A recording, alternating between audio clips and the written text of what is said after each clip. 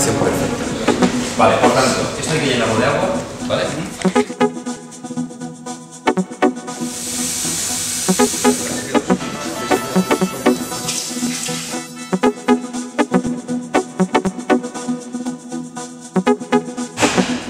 Vale, 6,5 en acero, si hay. Gas líquido, siempre la retención de equilibrio, tanto técnico como de presión. Pueden venir 40.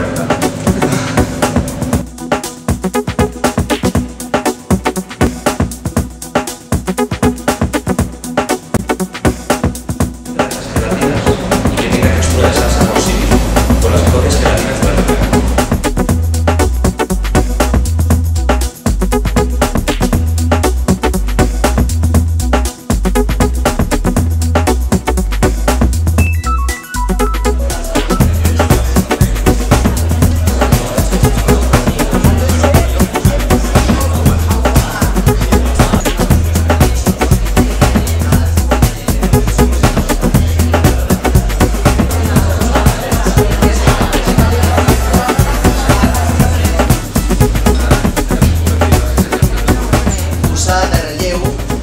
Com la indústria alimentària, tan important ara mateix en el nostre país, ha de tirar molt més endavant.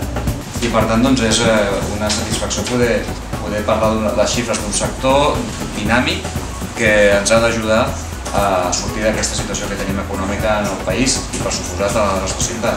A tots aquells sectors que poden ajudar i poden aportar aquesta sortida de la crisi. Fer el pont entre els continguts que s'estan impartint de la formació professional i les competències professionals en el sector del mercat de treball.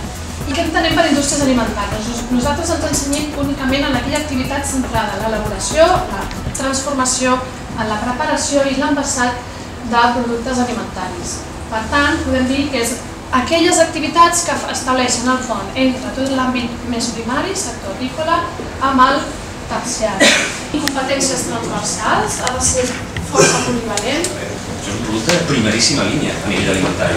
Sobretot si ho comparem, i sento si hi ha algun importador o què, amb les carns importades, sobretot d'Amèrica, amb les normatives d'engreix que tenen allà, o sigui que estem a anys llum en quant a salut, en aquest aspecte, per davant, òbviament.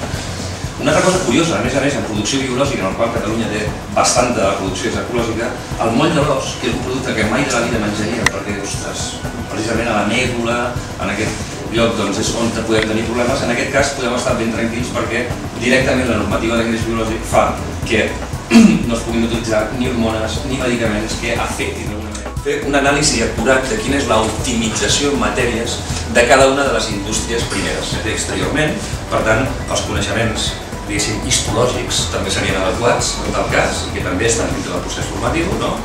Els tendons, fixeu-vos, si hem de coure el buit, aquests tendons potser són interessants perquè són molt rics en gelatina. Com descobrireu després, això té una sèrie d'arribades. Menor reducció del volum, màxim rendiment organolèptic en boca, és a dir, a nivell de sabor, textura, etc. Veieu entremig la gelatina com se desfà. Clar, això a nivell digestiu també és una altra galàxia.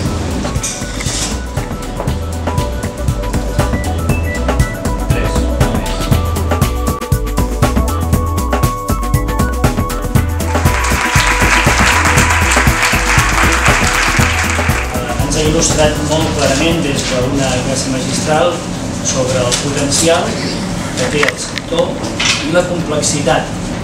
D'alguna forma ens ho ha demostrat ell, que cal saber alguna cosa més i que potser els perfils els tenim massa encursetats, que els haurem d'obrir una miqueta. Aquesta és la revisió que l'administració que té la competència haurà de fer a partir de les recomanacions que també li hem proposat.